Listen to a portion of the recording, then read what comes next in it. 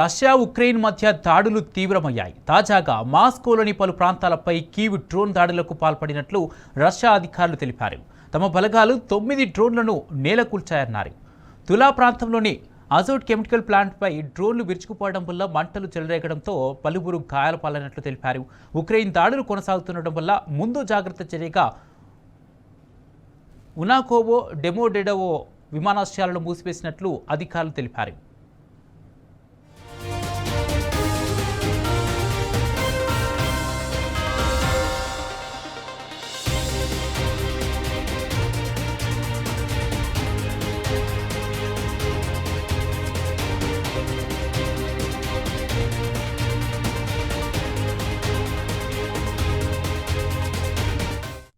అటు పలు విమానాలు రద్దయ్యాయని, మరికొన్నింటిని ఇతర విమానాశ్రయాలకు మళ్లించామని అధికారులు తెలిపారు. ఈ దాడుల వల్ల ఎంత నష్టం వాటిల్లిందనే విషయాన్ని ధృవీకరించలేదు. రష్యా సైతం ఉక్రెయిన్పై ప్రతి దాడులకు పాల్పడుతుండటంతో పలు ప్రాంతాల్లో నివాస భవనాలు ధ్వంసమైనట్లు తెలుస్తోంది. శిథిలాల్లో చిక్కుకున్న వారి కోసం గాలింపు చర్యలు చేపట్టినట్లు అధికారులు పేర్కొన్నారు.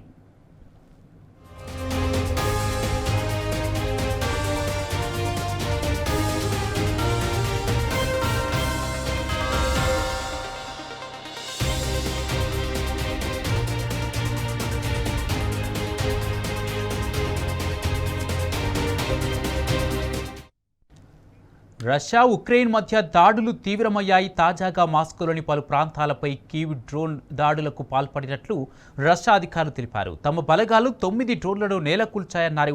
తులా ప్రాంతంలోని అజోట్ కెమికల్ ప్లాంట్పై డ్రోన్లు విరుచుకుపోవడం వల్ల మంటలు చెలరేగడంతో పలువురు గాయాల పాలైనట్లు తెలిపారు. ఉక్రెయిన్ దాడులు కొనసాగుతుండడం వల్ల ముందు జాగ్రత్త చర్యగా ఉకోవో, డెమోడెడోవో విమానాశ్రయాలను మూసివేసినట్లు అధికారులు తెలిపారు. అటు పలు విమానాలు రద్దయ్యాయని, మరికొన్నింటిని ఇతర విమానాశ్రయాలకు మళ్లించామని అధికారులు తెలిపారు. ఈ దాడుల వల్ల ఎంత నష్టం వాటిల్లిందనే విషయాన్ని ధృవీకరించలేదు. రష్యా సైతం ఉక్రెయిన్పై ప్రతి దాడులకు పాల్పడుతుండటంతో పలు ప్రాంతాల్లో నివాస భవనాలు ధ్వంసమైనట్లు తెలుస్తుంది. శిథిలాల్లో చిక్కుకున్న వారి కోసం గాలింపు చర్యలు చేపట్టినట్లు అధికారులు పేర్కొన్నారు.